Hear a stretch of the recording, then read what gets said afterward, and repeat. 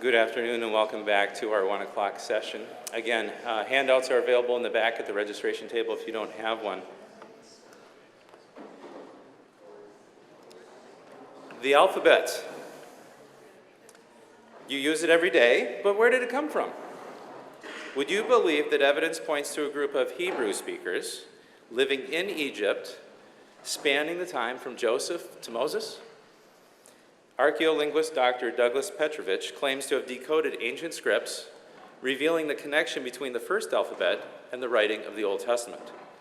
I have carefully read his book, The World's Oldest Alphabet, Hebrew as the Language of the Proto-Consonantal Script, and I can assure you that you are in for a real treat. There's also no denying that Dr. Petrovich's scholarship is controversial. At our 2:30 panel discussion, we'll have two other pastors weigh in on some of the scholarly issues and talk to you about how Christians situate themselves in an academy that often is hostile to evidence suggesting anything in the direction of biblical historicity. Meanwhile, I too am a student of biblical languages, and after reading his book, I came across the very same Lachish milk jug ostrakhan that was just discussed at the last presentation. Based upon what I learned from Dr. Petrovich's book, I independently arrived at the same translation he did. We were just talking about this over lunch. The scientific method asks to be replicable. I think you can say that we've tested it and found that at least in that one instance, it was replicated. Now, does that mean everything that he's about to present to you is correct? I don't know.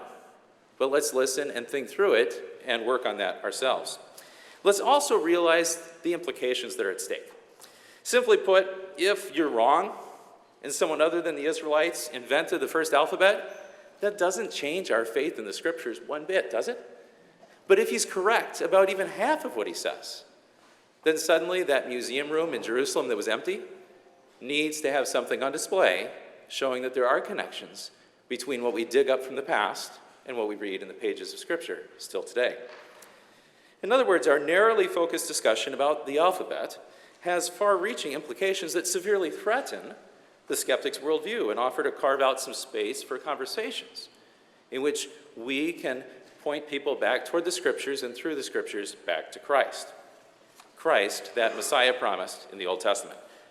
So to tell us where our ABCs come from, or as you'll find on page 9 of your handout, where Aleph, Bet, and Gimel come from, I now present to you again Dr. Douglas Petrovich.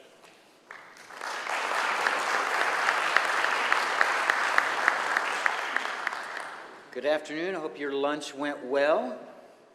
Today we want to finish, or for this session, we want to finish the last presentation that I have for you, just one slideshow, on Hebrew as the language of the world's oldest alphabetic script. So I published a book in 2016. This is an offset edition of it. It's called that very thing, The World's Oldest Alphabet, Hebrew as the language of the proto-consonantal script. Proto means first, consonantal means consisting of consonants. They didn't write vowels. And so when my book came out at the end of 2016, actually it was not until past January 1st of 2017 that it was able to be bought and out on the market. But in January of 2017 it came out, and it immediately rose to the most controversial book in the field of the ancient Near Eastern historical studies. 3 world-renowned scholars, okay, and I'm glad you're all seated because you should be seated when you hear this. You may fall over. 3 world-renowned scholars determined that my book and the thesis of my book, that Hebrew is that language. 3 scholars denounced the thesis before they ever read the book. Think about that for a minute. What should be the hallmark of rigorous academic study? Objectivity, right?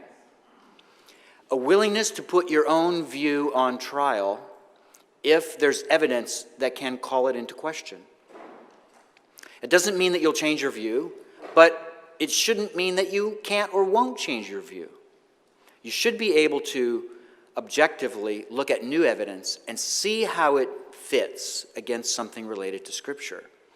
And when you're convinced that the evidence points you in one way or one direction or another, that's where you go. But that is an extremely difficult thing to do in the scholarly world. Because once you've published and shown the world that you have a certain position on a view, if that view then is called into question by a future publication that someone else puts into print, then what do you do? And scholarly pride easily creeps in and gives you the rationale that you should either resist vehemently those new ideas or that you should ignore them. And those are the two main things that I've experienced from the scholarly world. And because of the publication of this book, I've lost friends and colleagues who will communicate with me, which is no fun, because you think they're friends and colleagues for life. I don't get invitations to speak at certain places, and I don't get invitations to be on certain committees and involved in certain ways in scholarly societies because of the position I've taken with this book. It's funny, we were talking yesterday, and a few of us, and I pointed out, it all comes back to this. Woe to me if all men speak well of me. That's one of the most important things Jesus said. If you are doing and saying what you should do and say that honors God and that fits, that aligns with what Jesus has communicated in the Gospels, then there should be some serious opposition. There should be some people unhappy with you. And sure enough, I've experienced that with this book. But you know what? It makes you a better person. It makes you stronger. It makes you more committed with resolve to the commitments and the positions that you've come to. So I encourage you to think through this possibility, whether Hebrew could be the language of the world's oldest alphabetic script. Now, here's kind of the story on how this works. Actually, I was supposed to be studying for comprehensive exams for my PhD one day, and I stumbled on evidence that I knew is connected in the form of the bodies of four types of animals: sheep, goat, cattle, and dogs. Those are the four animals mentioned in Exodus 11 and 12. Evidence that showed that these were very odd burials and that the majority were sheep and goats and the majority were in their first year of age. From the very site of Aras that we talked about last night, which is where Jacob settled. And most of these burials were mass burials, multiple sheep and goats together. And some of them died from a blow to the back of the head by a blunt implement. Can you imagine that? Does that sound familiar to you? Something like the Passover event? And I knew that's what it was. So I got on my bicycle academically, and I started to do research. And my research question was this: if this is actually powerful evidence of the 10th plague on Egypt that connects with the time that the Israelites were there. And by the way, the very little pottery that was in those graves is pottery from the reigns of Thutmose III and Amenhotep II.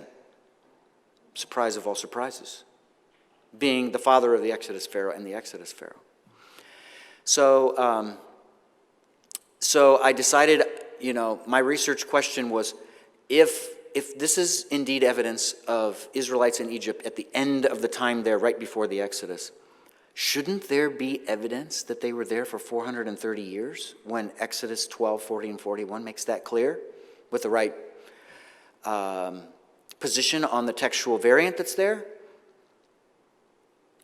And I thought, there's got to be a way to find some kind of evidence. They can't be ghosts for 430 years. And so in that course of attempting to answer that research question, as I like to phrase it, I fell into, or God caused me to stumble into one gold mine after another. And part of that was realizing that Joseph's oldest son, Manasseh, was involved in the creation of the earliest alphabetic script.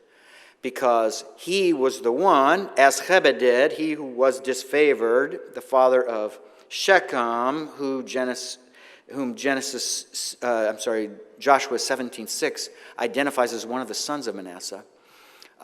This guy wrote the world's first alphabetic letter in 1842 BC. And that made me say, wow, if he and possibly his brother Ephraim in the shadows were the two who did this, everything would make sense. That two fluent Egyptian writers and speakers would be the ones to invent the alphabet. It makes perfect sense.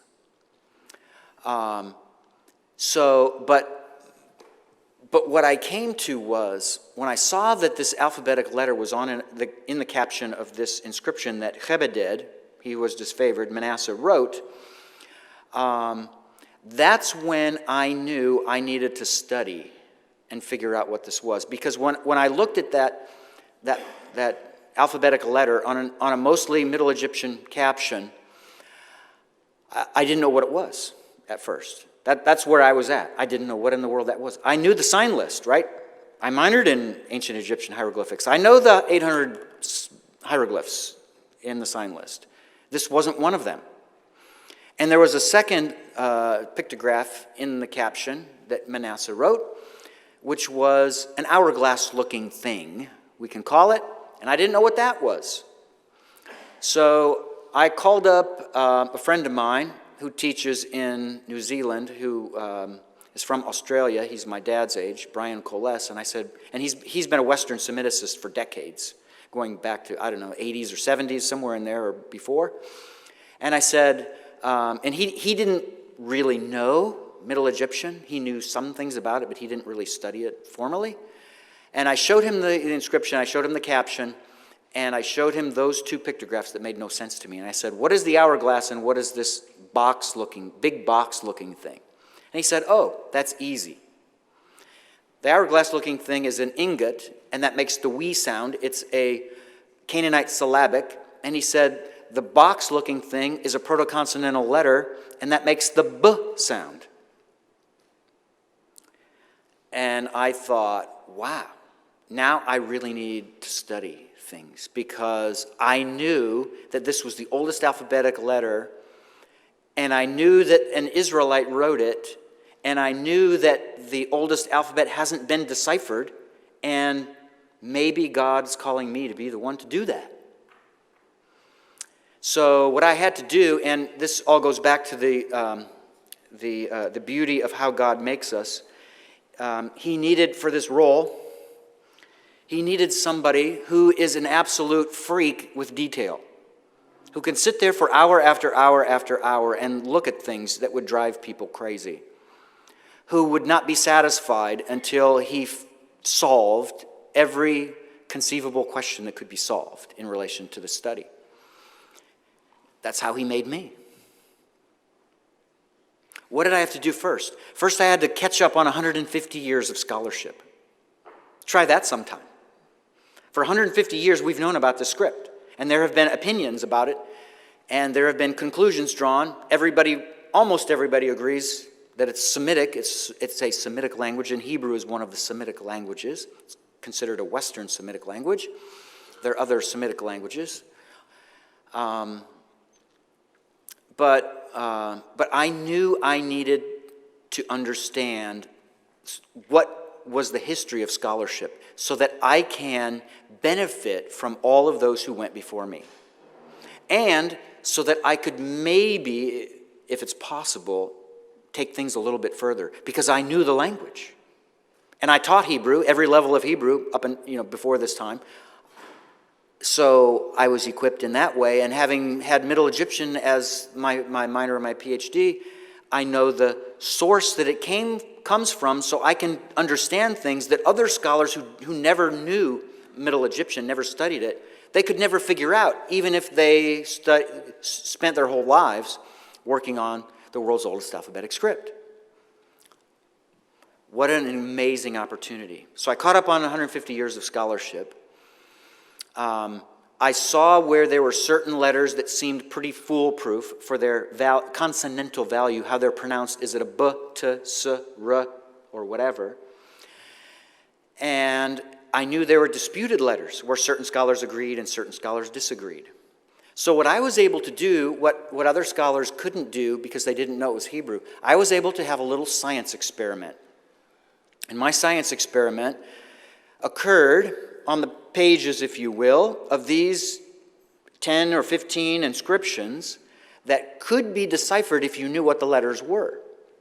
So what I did for all of the disputed letters is I superimposed all of the options that scholars were suggesting, and maybe even one or two others that they hadn't suggested, to see if that would work in these inscriptions.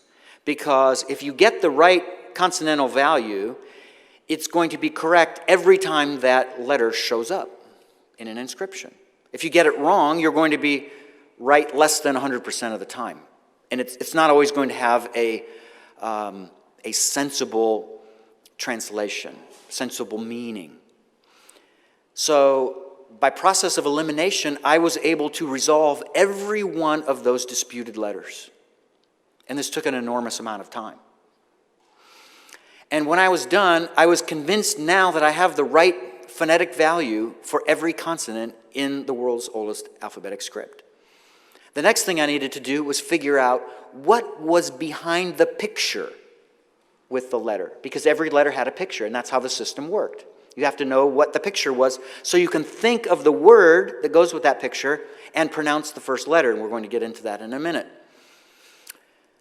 So with that being the case, what I did is I took several Hebrew lexicons, and a lexicon is a dictionary, and I dealt with one Hebrew letter at a time, and I studied every single biblical Hebrew word under each letter, Hebrew letter, one at a time. And looked at all of the possible ways of drawing that letter that the ancient authors would use to inscribe it. And I compared what I was looking at with what I was reading for the meaning of word after word after word. And I would make a list for every Hebrew letter of the possible ways of seeing this and understanding this pictograph to be. And then I went through the list of only the realistic options and started weeding out the bad options from there. And by process of elimination, was able to come up with what I was convinced was the only plausible word behind that pictograph. And with that, I did it for every single letter of the Hebrew Bible and came up with what I would hold today now as is the right meaning behind every word. For example, when I saw that letter on this mostly Middle Egyptian inscriptions that was in the shape of this, it's almost like a square, but it's a little bit rectangular with the long end being vertical. That, of course, is the word for house. And the Hebrew word for house is bayit. So you see a house, a picture of a house, it's bayit. What do? You pronounce the b sound, and you move on to the next letter. And of course, as an ancient Hebrew, and because they didn't write vowels, you have to figure out on your own what was the vowel between those two consonants. So that's the process that I went through, a very long, tedious process. But wow, the results that came from this paid off like you can't believe. Because now that I have what I'm convinced is the right phonetic value, consonantal value for every pictograph, every letter, and I know what the picture is a picture of, and so every time I see something that looks like that, I'll be gravitating toward that letter. Now I can go back to the inscriptions that are long enough and full enough that would allow me to translate those entire inscriptions. And now all I have to work with is the time that it takes to weed through letter by letter, figuring out where words start and where they stop, because it's continuous script. When we write, we have spaces between every word. It makes everybody know when the word starts and when the word ends. They didn't do that. And of course, even worse, they didn't write vowels. So imagine deciphering an inscription, right, in an ancient language that has no vowels and no spaces between words. really challenging. But, once again, persistence paid off. After putting in enough time in drawing out all the letters correctly and figuring out where the breaks happened and where were their words and how did it fit together, I was able to come up with a very plausible rendition or translation of every one of those inscriptions that I had intended to translate with the help of the Lord, however correct I may be, and presented them in this book. That's now out of print as of March of last year, 2020. It went out of print, and I have been doing my best to beseech my publisher to republish either a new edition or a reprinting. And so far, I haven't met with success. So if you have any inkling to help me, you will contact them and beg them to reprint the book. I think the more voices they hear, the more they kind of will figure out it needs to be done. So, if you're looking for a copy, I can't help you. There are people who write me, 5 people at least every week who write me and ask me, how do I get a copy of your book? So, you don't have to write me. You know the answer. All right, so let's look at this together. So, I do have a few publications that will be on the periphery of this, and then, of course, the main one being my book. One is toward pinpointing the timing of the Egyptian abandonment of Avaris during the middle of the 18th dynasty. That was published in a secular Egyptological journal, the Journal of Ancient Egyptian Interconnections. And there I suggested that Avaris was abandoned during the reign of Amenhotep II, the Exodus pharaoh. I didn't write this in the article. I had no biblical allusions because I almost certainly wouldn't have passed peer review. But I do connect, and this will happen in my book that's about to come out, Origins of the Hebrews. I do connect the abandonment of Avaris during the reign of Amenhotep II with the event of the loss of the Egyptian army in the Sea of Reeds in 1446. So I encourage you to read that article. It's for free download on my academia.edu webpage. Then, along the lines of epigraphy, the study of ancient writing, or especially inscriptions, and that's the wrong date I have on here. I didn't correct this. Sometimes you do copy and paste and you don't fix everything that you paste. It should be 2015, the Ophel Pithos inscription, its dating, language, translation, and script. That's published in the Palestine Exploration Quarterly. And that deals with an inscription found in Jerusalem that dates almost certainly to the reign of Solomon, and probably the first year of Solomon's reign. It's a really exciting little inscription. So I encourage you to read that. And then my 2016 book, The World's Oldest Alphabet, that's now out of print. All right, so all of this, I don't know about you. I'm very visually oriented. Most of you probably are. If you want to see something about this whole topic, there's a filmmaker from Minneapolis named Tim Mahoney. You may know of him, who has put out some Christian documentaries that are very useful. I don't agree with everything that's in there, or everyone who has an opinion, or even with the direction that Tim Mahoney himself goes in every case, but they are wonderful films. It started with Patterns of Evidence, Exodus, which is a 2014 film. It came out in the fall of 2014. That's available on his patternsofevidence.com website if you're interested. You can probably either get a DVD or, pay and watch online. It's worth watching. I don't agree with where he seems to go with things, with some of the events that are in there, but he does put some early Exodus scholars in the film that will make it useful for you to see.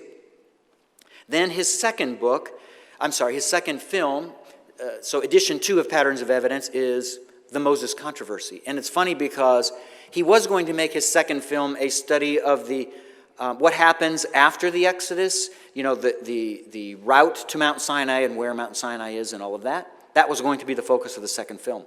Then he found out about my book, and all of a sudden, the direction of his second film changed. He knew he needed a film on Moses because he knew that my book would change everything if it's right. Because now you have evidence of Israelites in Egypt, and now you have datable inscriptions right from the time of the Exodus itself, and some of them include names of biblical figures, and that's what we're going to look at this afternoon. The biblical figures mentioned in these inscriptions. So the three inscriptions that name those three individuals. And one of them is Moses. And of course, Tim Mahoney was amazed when he saw that I was proposing that one of these inscriptions reads Moses himself, Moshe in Hebrew. So all of a sudden now, he realized, wow, if Hebrew is a language, a script, if Hebrew has a script, the Hebrew language has a script that's been in use for over 400 years by the time Moses rolls around, then what is he going to write in? Hebrew, the language of his people. And it's not a fantasy to think Moses could have written in his own Hebrew language, because it's already been in written form since the 19th century BC. So, 2019 film, and that's also available on their website if you are a visually oriented person and you want to see some of what he's done. And on my academia.edu webpage, I did a review, a critical review of this film. So you will see my suggestions for what's not correct and what could have been done differently and what's good. I tried to compliment him at every point possible. All right, so there's the cover of my book. The contents includes the background matters to prepare you to get into this study. Secondly, the inscriptions of the Middle Kingdom, that's the lifetime of Joseph, Dynasty 12. Third, inscriptions of the New Kingdom, that's Dynasty 18, the time of Moses. For concluding thoughts, basically, what do we get out of this study? What importance does it have historically and in relation to the Bible? And then a number of appendices. And with each one of the inscriptions, and I go through 15 or 16 inscriptions, I forget exactly the number, and it depends how you define a couple of them. With each inscription, I go through four things. The background to the inscription, the paleographic decipherment, what letters do I determine that are involved in that inscription, letter by letter by letter, and oftentimes I discuss that stroke by stroke by stroke when it's needed. And then translation and orthography, and finally, potential historical value. What importance is this inscription to our understanding of biblical history at the time? Where the Israelites are and what they're doing, or who may have written this and why. So, even if you don't know Hebrew, this can be of great value. And this has been a great benefit to those who have read it, even who don't know Hebrew. It will be to even more benefit and value to you if you have studied Hebrew, because you can look more critically at some of the suggestions that I make here. And there's some exciting Hebrew constructions. I wish you all knew Hebrew. I would walk you through some of the really exciting Hebrew constructions, like the Mean Comparative. How many people get excited about the Mean Comparative? Yeah! 1, 2, 3. There's a Mean Comparative in Wadi El Hol 1, which is mind-blowing. Exactly what we see in biblical Hebrew. It's a comparative structure. Syntactical structure. It's not unique to Hebrew, but there aren't that many languages that attest the Mean Comparative. So that's the basic gist of the book. Well, how does this all work? Let's say that English doesn't have a script, and we want to create a script for the English language. And we want to do it kind of in the way that the ancient Hebrews, and again, I'm suggesting that's Manasseh and Ephraim probably in the background working together to develop this. We want to use their method. So we're going to be fiendish and not include vowels. And we're going to connect words together, right? Just as they did, silly as it may sound. So here's how we do it. Well, I draw this, and this, by the way, is the extent of my artistic abilities. This is a boat, if you can't tell. You can see the sail on the mast. And so when you see the boat, according to and this is called the Acrophonic System. You see a picture, you pronounce the first consonant of the word. So you see the boat, what do you pronounce? B, exactly. Got it. Okay, we can move on. Now we see this. That's a door. We pronounce D. So B and D. Then we have, oh, look at that, another boat. See, I can draw. And that's another B sound. And then this is a gate, which makes a G sound. Bingo. So there are letters B, D, B, G. What did we just write? And how many words are there? The bad news is there are lots of options, right? So what does this say and how many words? I'm going to tell you what I want it to say, which is my prerogative, right, as the author. So B, D, we put any vowel we want. It can be an I, E, A, O, U, and whatever else, right? So let's say we use the short E vowel, eh.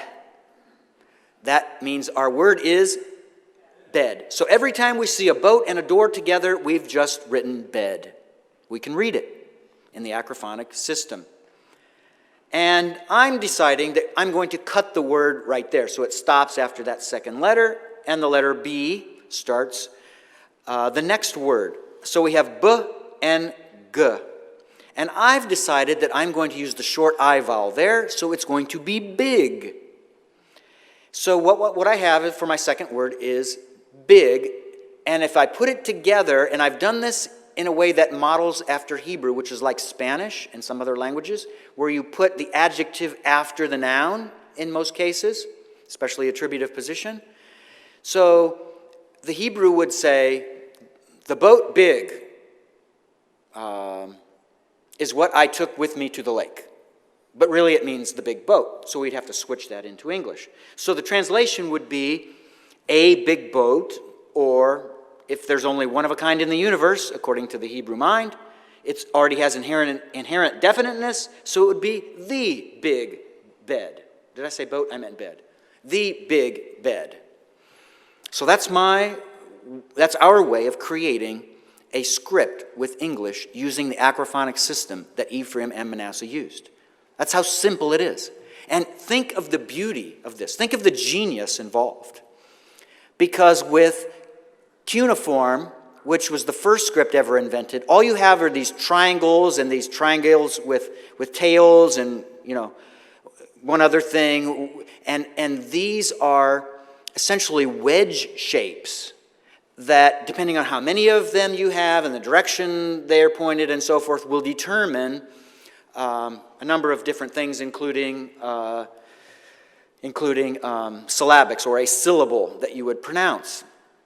So that was very complex, and so in Mesopotamia, virtually only the scribes and the aristocracy were writing this script. It was for the elite. And hieroglyphics in Egypt, of course, 800 plus signs. There's all kinds of different functions for hieroglyphs, and it's a very difficult language to work with. Trust me, I studied it long enough to know that's true. It's probably the hardest language I've ever studied. And it is not a script for the average ancient person. Very difficult. But this one, the derivative of hieroglyphics, at least pictorially, is absolutely intuitive and simplistic and user-friendly. Because now a simple person who can just look at pictures, know the words, can read what is being written. This transformed the world. And it was all done because Jacob decided he wanted his two eldest grandsons under Joseph, his son, to come live among their uncles. And they would have been the ones to create this first alphabetic script as native Egyptian speakers and writers. All right, so that's how it works. In my book, the most important single page I would suggest is in the very front. I asked the publisher to put in the front this chart, which becomes the framework, right? It's like if you're an anatomy or biology professor and you have a skeleton in the closet at the office, right, in the classroom. This is the skeletal structure. Yeah, and you have a handout in your packet with this alphabetic chart. So how does this work? Well, on the far left column, we'll go left to right. Far left column is what's called the Hebrew block letter. There's other words for it, or designations, but that's one of them, Hebrew block letters. The Israelites, the Judites, if you will, whoever among the descendants of Israel who are surviving, during the Babylonian captivity that began in 587, they embraced the Aramaic block letter writing script. They essentially abandoned their own, more or less for all practical purposes, they abandoned their own and they embraced this block letter system of Aramaic. And when they came out of the captivity and came back to the land, they were writing Hebrew with these new block letters, many of which look absolutely nothing like the consonants they would write with before. So, as we study Hebrew today, these are the kinds of letters that we study, these block letters that are from post-587 BC. But this isn't the original. The original goes way back to at least 1842 BC. Second column.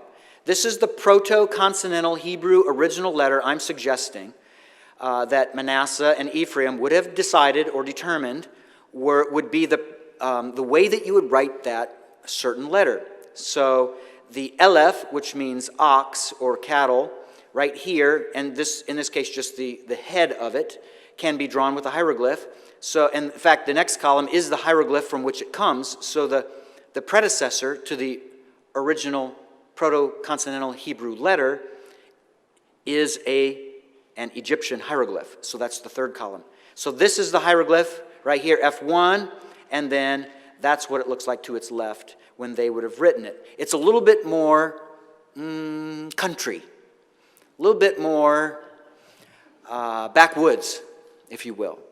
So the Egyptian scribes always, especially on monumental architecture that was in stone, they would inscribe with amazing precision, virtually indistinguishable, right? Unless you were a, autograph reader, very hard to distinguish.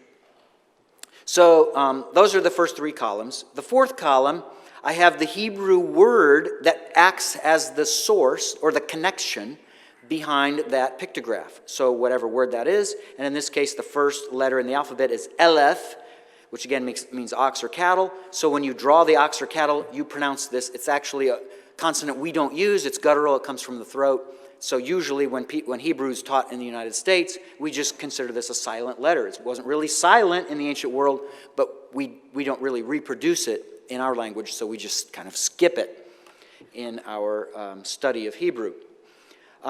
So that brings us then to the next column, 1, 2, 3, 4, fifth column from the left. This is how the Hebrew proto-consonantal letters were used in that early period just after it was formed.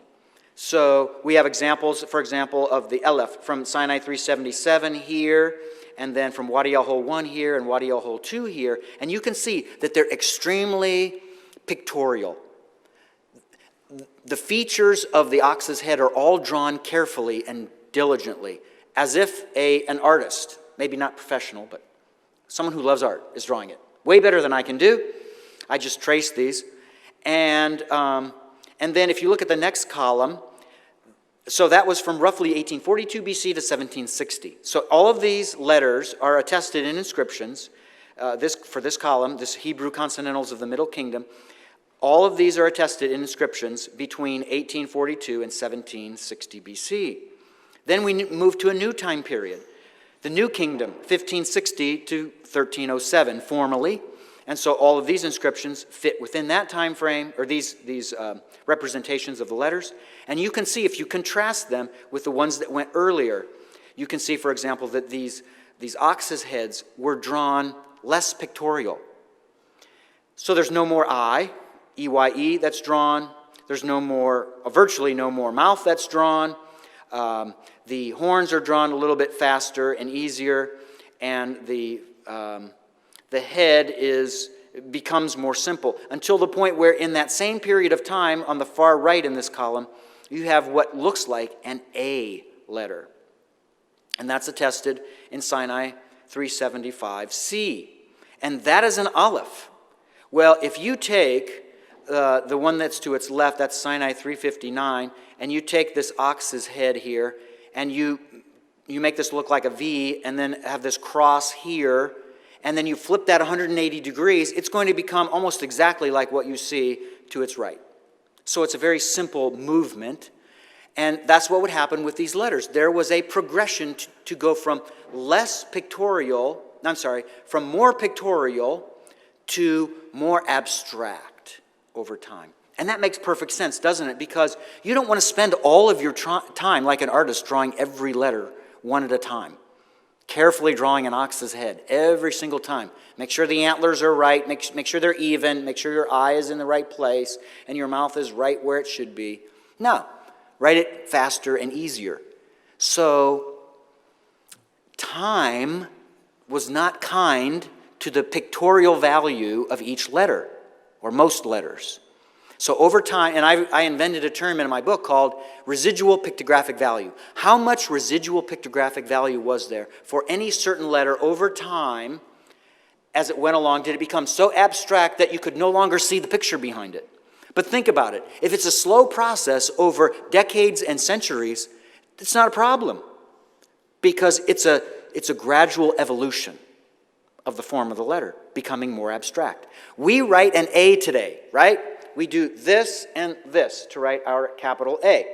What does that mean to us? What in life does those symbols, those strokes, what does it connect to? The answer is nothing. There's no connection. Your mind has absorbed from long ago that you can connect that formation of those three strokes, and it's always going to be the A letter. You can do that. Your mind can do that. And their mind could do that. So they moved in this direction of abstraction.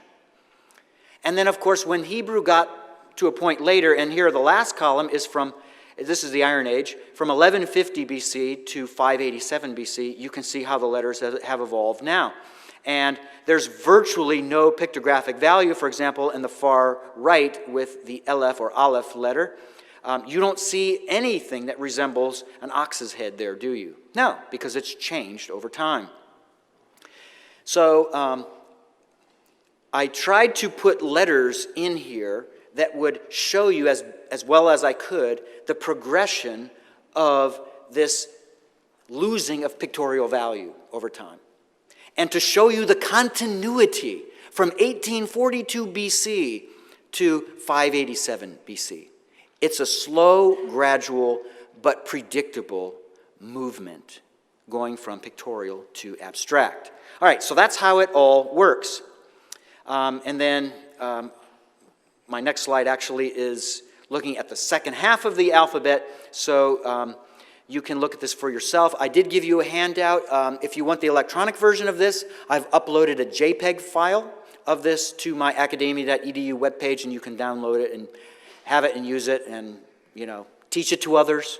Do whatever you want with it, as long as you're kind and nice. And so that's the alphabet. And this chart then acts as a grid by which you can, if you know a little bit of Hebrew, right? You know the Hebrew alphabet, and you have a Hebrew lexicon, and you have this chart, you also can translate ancient Hebrew inscriptions that potentially nobody has translated before. You have that ability. You can do it. A 10-year-old can do this. I can teach this to a 10-year-old easily. Easily. And maybe they could even excel beyond what I could do. I don't know. All right, so now let's look at a few inscriptions. The first one, and our focus will be on the Middle Kingdom first, and there's only one inscription from the Middle Kingdom we will look at. We could look at all of these, but we only have time. We're only making time for one, and that's Sinai 376. It's on the bottom. It dates to approximately 1772. We can be confident of its dating because it's connected to another inscription that's datable with an Egyptian renal year date on it. So 1772 is the time to which it dates. It's from the site of Wadi Nasib, which is the water hole or the water source for the miners who went down to Sinai from Egypt to extract turquoise. They obviously had to have water to survive, and if water could be found, and Wadi Nasib was the place to find it. So what does Sinai 376 say? Well, here is a photo. It's actually a very nice photo. The resolution is very nice. From a book from, I think it's 1962, a German scholar published this inscription, Gerster, and it's on page 65 of his book. It's cited in my bibliography, in my book, and you can probably see that there are vertical columns, right? Vertical columns of letters like this. What does it mean? Now, what I was able to do, of course, is put this photo onto Microsoft PowerPoint and vary the magnification all the way up to 400%, so I could look really detailed at one letter or a stroke or a possible stroke. And of course, because this is inscribed on stone, you have the really big problem of what we call false friends, which means lines in the stone that were put there naturally or by some other means that have nothing to do with something that was inscribed as a letter. And of course, it's a challenge sometimes to distinguish between real friends and false friends, just like in life, right? So, what I did is I used PowerPoint to carefully draw and then edit points to make exact where the strokes were, and I wrote all of these in, and you're going to see it in a flash, but believe me, it took a lot of time, and there it is. There's where all the letters are. And so I put those in black, and I grayed the areas where there was a huge divot in the stone or something else that it was an imperfection that never could have been used to write something, because that's part of the inscription that just can't be used because of the contour. So then I take away the picture, and I'm left with the inscription. And now I have to decipher this alphabetic inscription. Now, the early Israelites who were writing in Proto-Consonantal Hebrew, they followed Egyptian convention in how to write. In other words, the direction of your letters from one to the next. There were three options, and three options only. There was top to bottom. There was, for you, left to right and right to left. But never, ever, ever, ever bottom to top. So this one's easy, right? Piece of cake. Anybody can translate it. It's top to bottom. And it just so happens that this one moves from right to left. So this column is the first column, this column is the second column, this column is the third column, this column is the fourth, and this letter, which other scholars have not identified as being on this inscription. Guess what? I have news for you, folks. When you start translating these inscriptions and something all of a sudden doesn't make sense, you have to study the inscription like no scholar who came before you. So, no other scholar writes the yad or hand letter right here. I do. I'm sorry. The hand. It's the yad hand that becomes yod in our alphabet. So when you put all this together, and of course I had to go through it letter by letter, and if you would ask, how do you know that it goes vertically top to bottom, but moves from right to left in the columns rather than left to right? Well, it's called trial and error. One way will work consistently, one way will eventually fail for you. So it became clear that it was right to left. So I started with this, and here we have the house. It's from bait, the Hebrew word bait comes from it, house of. And so that square is a house, so it makes the b sound. That's a taish, which is a male goat. And there's a fascinating story behind the male goat letter. I'm sorry, behind the tau letter, the last letter in the alphabet, in the Hebrew alphabet, that makes the t sound, tau. In that they used a hieroglyph that looks like a plus sign. And that plus sign, it doesn't make sense with any Hebrew word that you can study. No word in the Hebrew Bible, I will vouch, I will argue with you vehemently if you disagree. No Hebrew word in the Hebrew alphabet, beginning with a tau, the final letter, looks like a plus sign. None. And I said, every other letter looks like, makes sense. There's There's a concept behind the pictograph to connect it. How can this be connected when nothing looks like a plus sign? Then I decided I need to go deeper. I need to go into Middle Egyptian. So I found all the Middle Egyptian words that begin with the hieroglyph that looks like a plus sign. And sure enough, I came into contact with the word for a male goat, which begins with a plus sign and ends with a determinative hieroglyph of a goat. And it's Taish. There's an Egyptian word for this, and and so the Egyptian word begins with that plus sign and ends with a male goat. And their word, which is pronounced differently, starts with that plus sign, ends with the goat. So if you have a Hebrew speaker who knows Middle Egyptian, can read Middle Egyptian, and he's used to reading the word for a goat, and sometimes, by the way, folks, I have news for you, they would abbreviate in Egyptian. They would either cut off the male goat as the determinative hieroglyph at the end, or they would just write the plus sign, and that's enough to communicate the goat. They could do that. They could abbreviate that like that, just like we do when we abbreviate. So the Hebrew creator of the alphabet had to know Hebrew, had to know Middle Egyptian. And in knowing Middle Egyptian, he had to know that the goat word starts with the plus sign looking hieroglyph, ends in a goat, and the Hebrew word for male goat is Taish. So when you see the plus sign in your mind, you connect it to a male goat because you're used to seeing that in Middle Egyptian. So you write the plus, that's a goat. It makes perfect sense to Ephraim and Manasseh and me. If you disagree, you are on your own. So, T is the male goat, right? Taish, male goat. Bayit, Taish, Beit. There it is, Beit. Beit is Hebrew for house of. And then we have Kerem. And so the inscription goes like this. I won't go through them one letter or word at a time.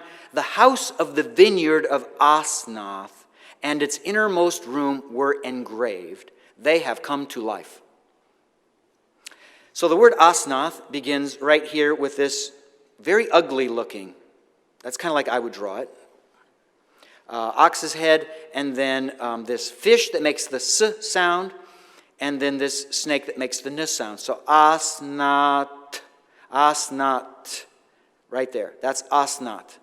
So the house of the vineyard of Asnath and its innermost room were engraved. They have come to life.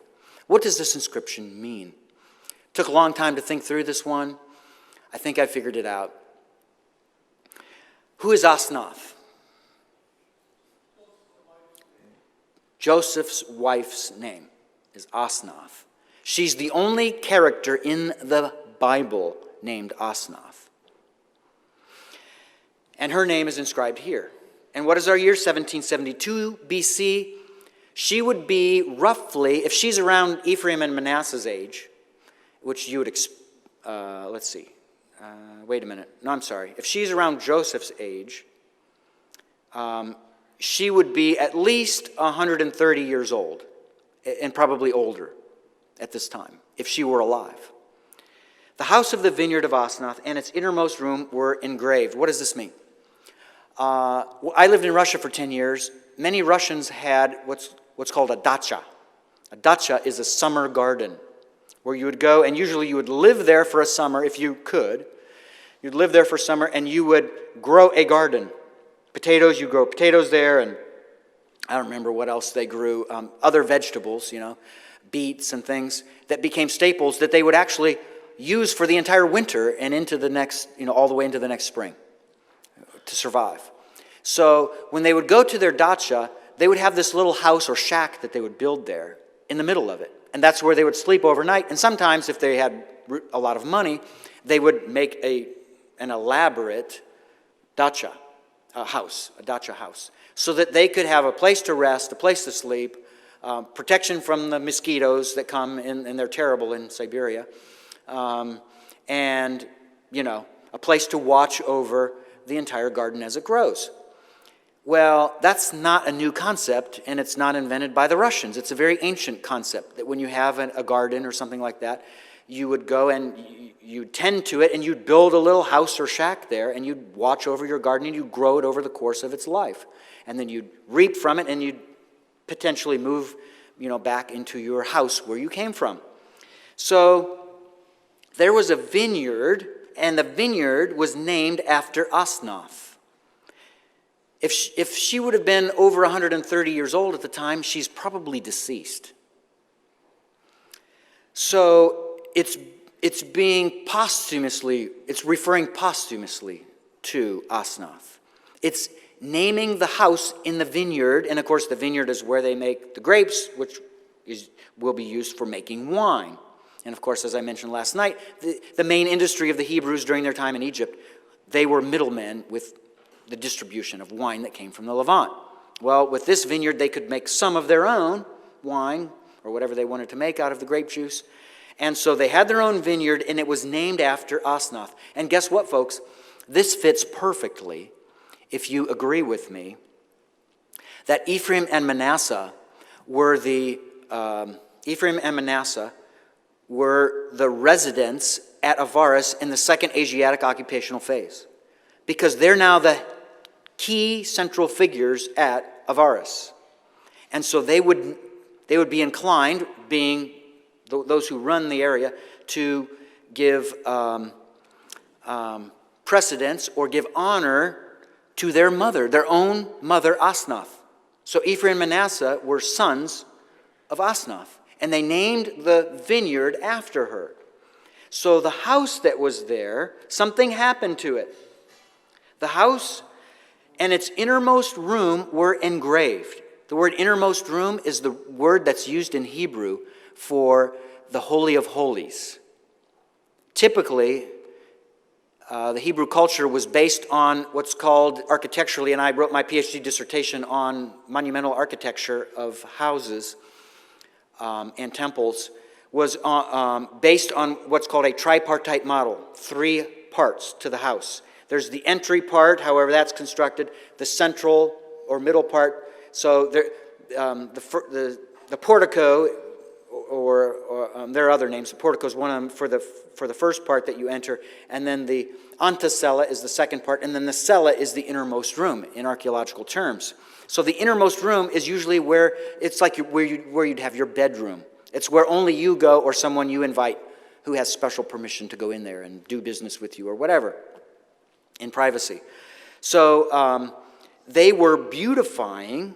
So this inscription commemorates the beautifying of this house. They were engraved.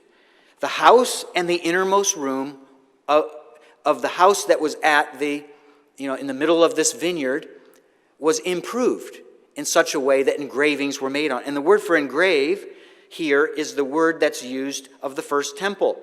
So just as the first temple uses house of, this is the house of he who is, Yahweh, the house of he who is. Beit, that's used in this inscription for the house of Asanov's vineyard.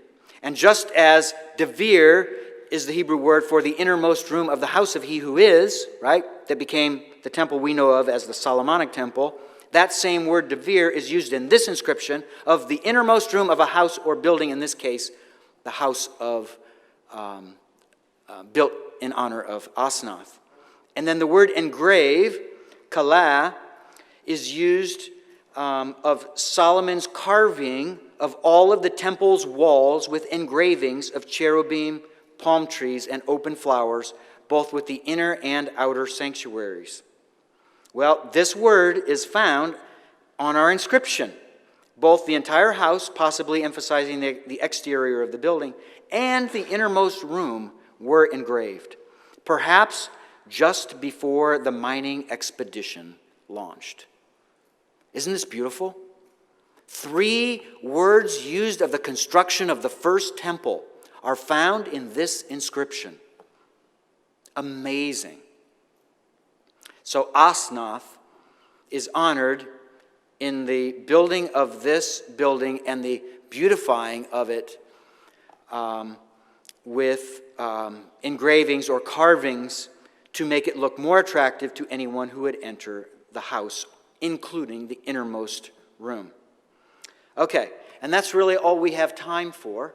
So now we're going to open it up to questions. We didn't get to the other two inscriptions I was going to look at, Sinai 361 and 375, inscriptions mentioning Moses in 361, and then Ahisamach, the father of Aholiab, one of the two builders that God assigned to build the tabernacle in the wilderness or in the desert after the Exodus.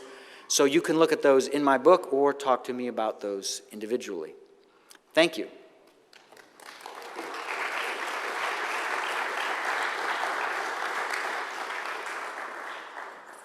Thank you, Dr. Petrovich. Again, you may come to the microphone, and you're welcome to take turns at either the front microphone or the back one. And go ahead, Professor Emeritus Harstead. Emeritus, wow. I missed we went from goat to vineyard, and I missed something there. The letter stood for a goat, and all of a sudden we got to a vineyard in that inscription. What did I miss? Let's go back. So, right here, Kerev is our vineyard. So, house of Beit, house of Kerem, the vineyard of Asanov. So it's a construction with multiple construct forms. So it's house of the vineyard of Asanov. So there's a vineyard, and within the vineyard is a house, and the entire vineyard is named after Asanov here. Does that make sense? Where did the goat come in? Oh, the goat. Where does the goat come in? The goat comes in as far as what I was trying to tell you was, what is the source, what is the object that is used for the writing of the plus sign letter, that's the tau? What's behind it? And I suggested to you, there's no letter in the Hebrew alphabet that works. No word in the Hebrew alphabet.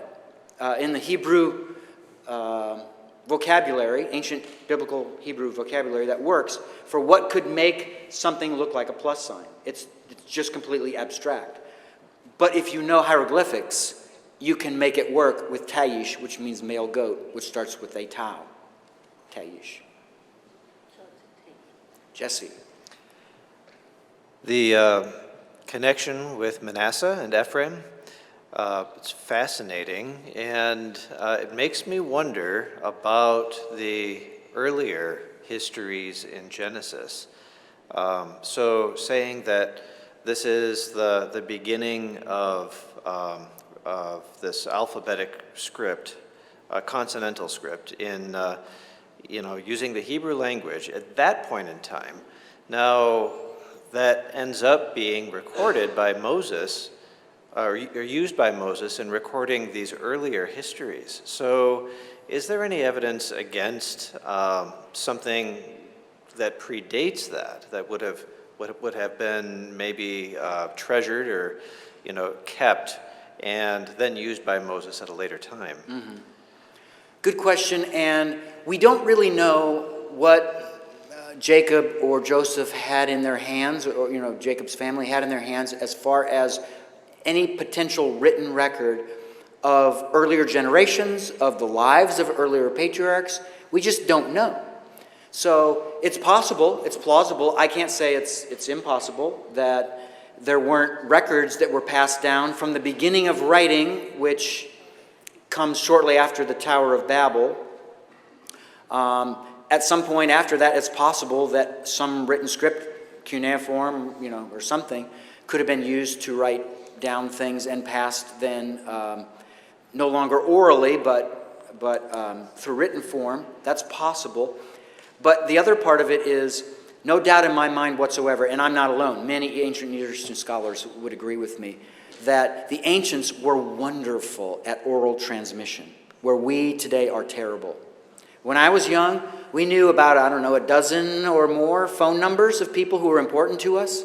Ask me how many I know now. I'll confess. One, mine.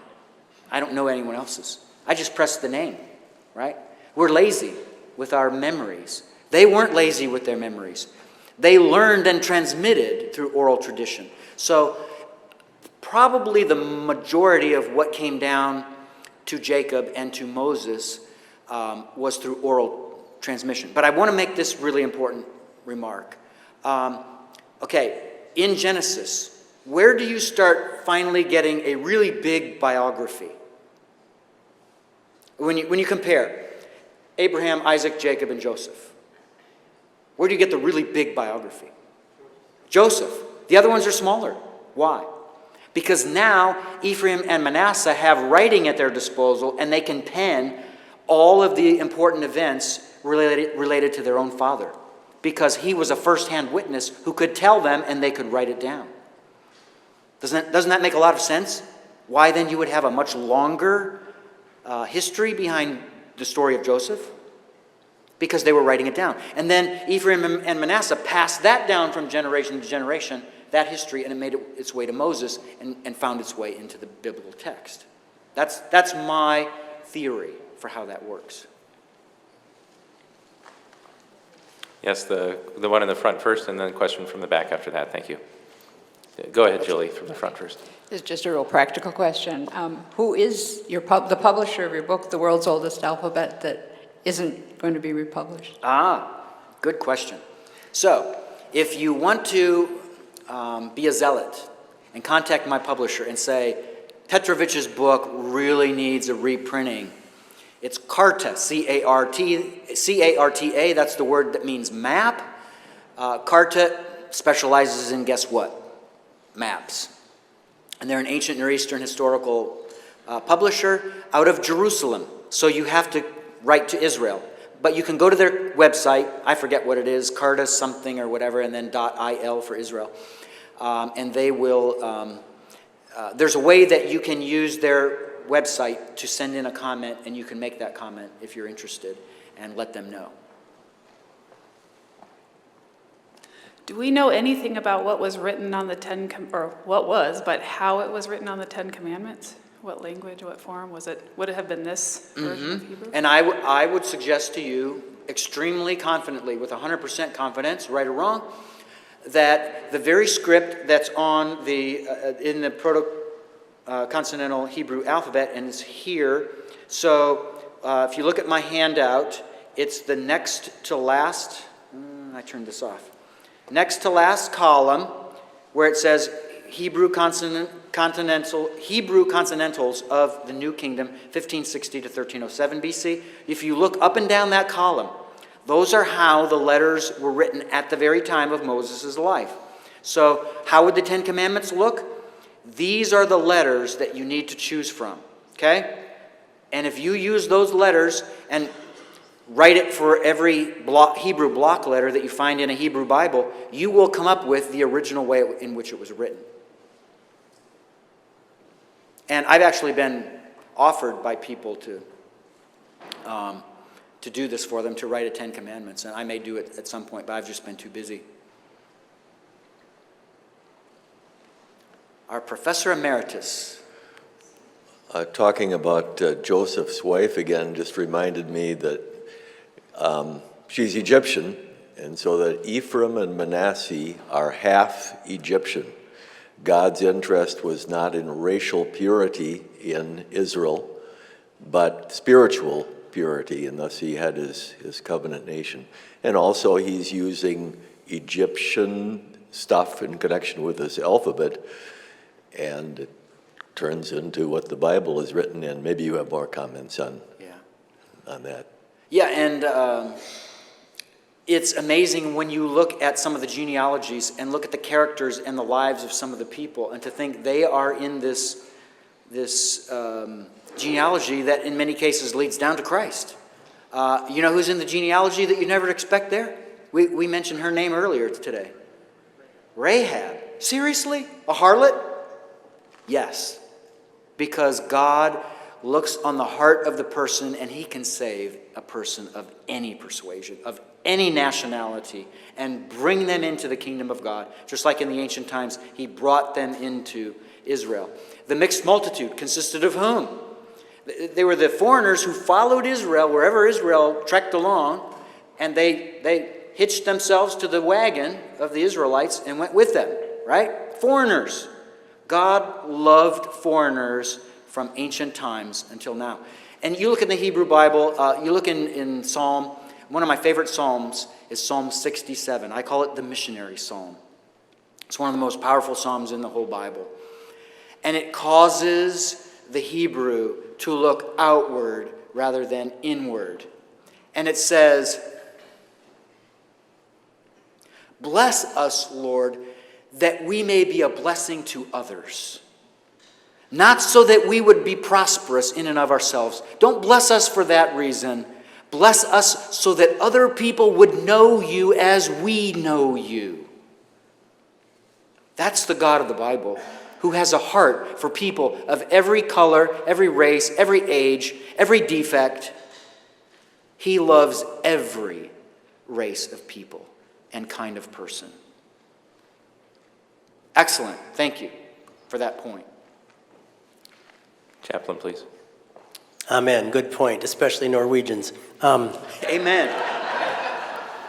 Now, I remember reading, I believe it's Dr. Alfred Edersheim, who was later at, I think, Oxford, who, by the time of Christ, there were, I think it's in the city of Alexandria, Egypt, that there were, I thought it was 20% of the population they estimated would have been Hebrew. First of all, I don't know if that's true, but I assume it is, but...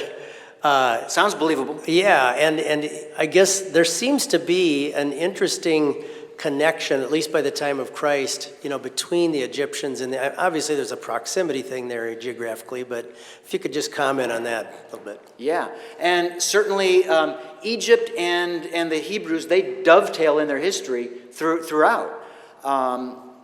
There are plenty of Egyptian pharaohs who are named later in the